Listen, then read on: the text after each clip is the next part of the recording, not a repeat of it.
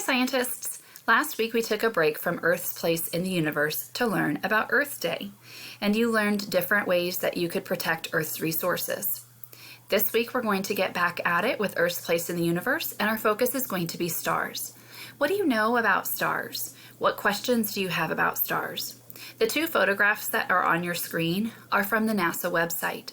They have a telescope called the Hubble Space Telescope that took these photographs, and what you're seeing in the blue circles are what are called white dwarfs. And white dwarfs are small, burned out stars. Maybe you knew about white dwarfs, maybe not. The focus for the week is, why do some stars appear brighter than other stars?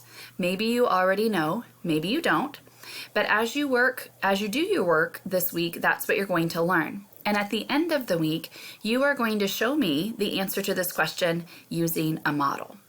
So let's get to it. Head back to your folder, work your way through today's work, and then continue learning this week.